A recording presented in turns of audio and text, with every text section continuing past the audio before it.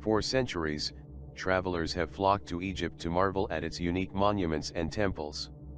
With a rich history spanning millennia, Giza necropolis constructed over 4,000 years ago, the pyramids of Giza evoke the splendor of the ancient Egyptians and are the last remaining 7 wonders of the ancient world. And how and who built the pyramids is still a mystery. In recent years there have been many new discoveries. A team excavating in Egypt has discovered evidence of giant type of people who existed during some point in our timeline. This discovery is simply remarkable, as it changes history rather dramatically. The site is located in Avarus, Egypt. It is here, where a large number of hands were unearthed. Archaeologists found something that seems straight out of a horror movie, more than a dozen very large hands cut and buried in an ancient palace in modern Egypt and its surroundings.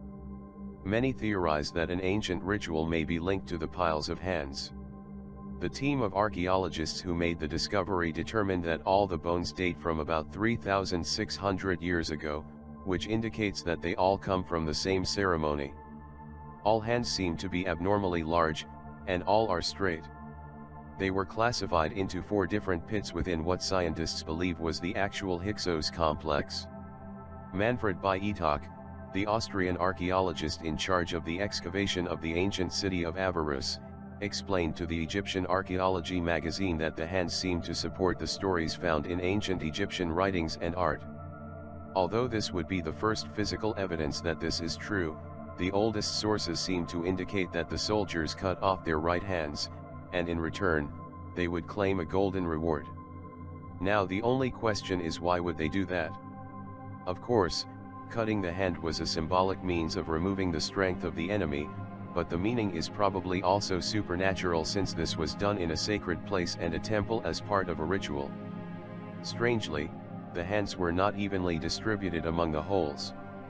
Almost all of them were in 2 of the pits, while the other 2 had only 1 hand each. So far there is no evidence to show what kind of people these hands belong to.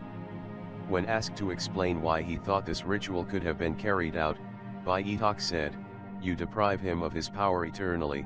Our evidence is the first and only physical evidence. Each hole represents a ceremony." The 2 holes each containing a hand were placed directly in front of a throne room. This section of Egypt was once controlled by an occupying force that most historians believe were originally Canaanite, so there may be a connection to the invasion. The other hands, which may have been buried at the same time or at a later date, are on the outer grounds of the palace. These sacrifices are not surprising in an area that faced a foreign invasion. The Egyptians often called their gods to punish the invading armies with plagues, famine or general misfortune. It is possible that these sacrifices were part of a curse against the invading armies. Often Egyptian drawings and art depicts large-sized humans living in the lands of Egypt. While it is difficult to scale exactly just how large they were, there is now physical evidence that they actually existed. It would be interesting to get the exact size of these oversized hands. Actually, these large to very large hands are the very first physical evidence archaeologists have found of a practice that's widely represented in ancient Egyptian art. Some think that these hands were presented in such a way to impress the rulers. Sometimes the soldiers would cut off the right hand of their enemies and later present them to their leaders. After this, they would hopefully be impressed enough to give the soldier some form of monetary wealth like gold in exchange. There is much more that needs to be investigated, but many signs point to this being a kind of ritual for a god or gods. It is not really known who these hands belong to.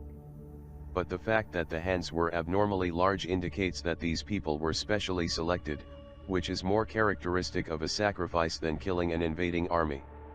The fact that 2 hands were buried separately may indicate that these offerings were intended to be especially satisfactory to the gods.